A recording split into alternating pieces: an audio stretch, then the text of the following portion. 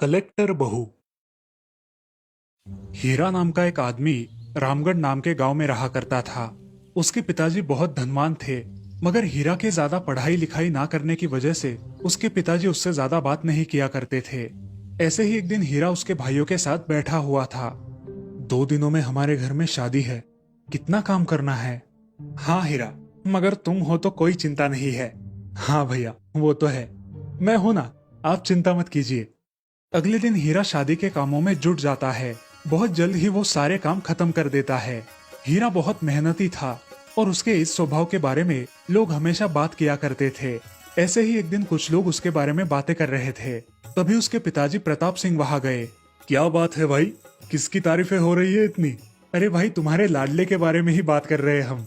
कितना मेहनती है हीरा बेटा, सबकी खुले दिल से मदद करता है। हाँ, आखिर बेटा किसका है? हाँ प्रताप भाई, मैं सोच रहा था कि मेरी बेटी मंजू के लिए हीरा जैसा लड़का मिल जाए तो उसका भला हो जाता।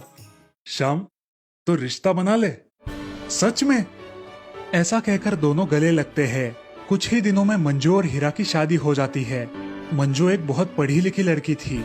अब वो अपने ससुराल आ गई थी। ऐसे ही बहुत दिन बीत जाते हैं। अब धीरे धीरे उनके घर में नोकझोंक शुरू हो गई। ऐसे ही एक दिन मंजू को उसकी देवरानी बहुत भला बुरा कहने लगी। ये सब देख हीरा ने कहा, अरे ये क्या कह रही हो तुम शिवानी? तुम्हारा दिमाग तो ठिकाने पर है ना? हाँ, मेरा दिमाग ठिकाने पर है और मुझे कुछ नहीं हुआ है। तुम्हारी बीवी हमेशा मुझे कुछ न कुछ कहती रहती है। मैं अब और कुछ नहीं सहूंगी, समझे? मगर इसने ऐसा किया क्या है? मैंने इससे कहा कि मुझे नाश्ता बनाकर जल्दी दो, तो मुझे बोलती है कि मैं अब नहीं बना सकती, मुझे माँ जी के लिए चाय लेकर जाना है। मुझे ना कहा इसने। अरे उसे माँ के लिए चाय लेकर जानी थी, इसलिए ऐसा बोली होगी। तुम तो उसकी ही बाजू लोगे। जाने दो, मैं किससे बात कर रही हूँ? एक अनपढ़ गवार से। मैं इनके बारे में एक शब्द नहीं सुनूंगी। तुम्हें जो भी कहना है वो मुझे कहो, इनको कुछ मत कहो, समझी?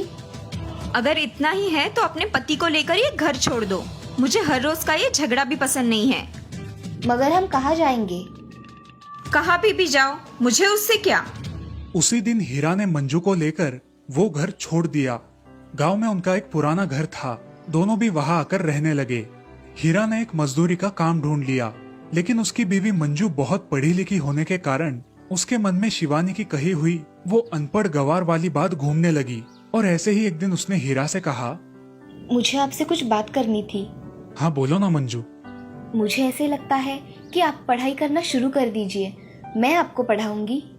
मंजू की ये बात सुनकर हीरा एकदम चुप हो गया। मैंने कुछ गलत कह दिया क्या? आपको बुरा लगा? अरे नहीं मंजू, मुझे बुरा नहीं लगा, मगर आज तक मैंने ऐसे पढ़ाई वढ़ाई नहीं की है। क्या मुझे ये सब आ पाएगा? आएगा ना, क्यों नहीं आएगा? मैं हूँ ना आपको सिखाने के लिए। तो ठीक है, मैं जरूर सीखूंगा। अब मंजू हीरा को हर रोज अपने ही घर में सिखाने लगी।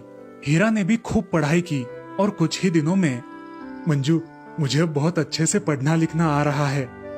हाँ। क्या हुआ मंजू, तुम कुछ विचार कर रही हो? नहीं तो, कुछ भी तो नहीं।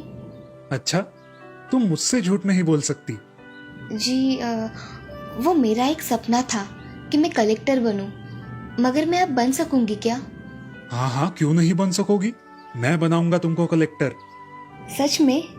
हाँ, मुझे विश्वास है कि तुम जरूर कलेक्टर बनोगी। कलेक्टर की सारी खूबियां हैं तुम में। सच में? अब मैं कलेक्टर बन के ही रहूंगी। ये हुई ना बात। अब चलो खाना खाते हैं। अगले दिन हीरा मंजू को साथ लेकर परीक्षा का फॉर्म भर के आता है। उसे कुछ किताबें खरीद कर देता है। कुछ ही महीनों में मंजू की परीक्षा होने वाली थी।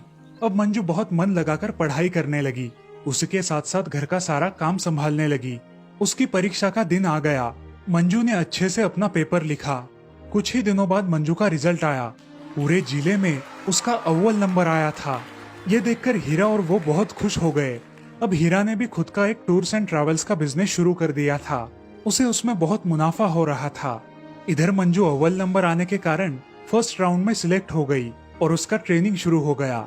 अब मंजू ट्रेनिंग करने के लिए बाहर चली गई और यहाँ हीरा अपने बिजनेस पर ध्यान देने लगा। ऐसे ही कुछ महीने बीत गए और आखिरकार मंजू कलेक्टर बन गई। Congratulations Mrs Manju. थैंक्स हीरा, ये सब आपके बिना संभव नहीं था। मंजू को भी हीरा के व्यापार की सफलता के बारे में पता चला। दोनों पति पत्नी को एक दूसरे पर बहुत गर्व महसूस हुआ। हीरा अपनी कंपनी में खूब तरक्की करता है और मंजू भी अपने पति की सहायता से लोगों का भला करती है। अपनी पढ़ाई और मेहनत के जोर पर दोनों भी अपने जीवन में नई ऊंचाइयां हासिल करते हैं। इस कहानी से हमें ये सीख मिलती है कि हमें हमेशा पढ़ाई को महत्व देना चाहिए। शिक्षा के माध्यम से हम खुद का और औरों का विकास कर सकते हैं।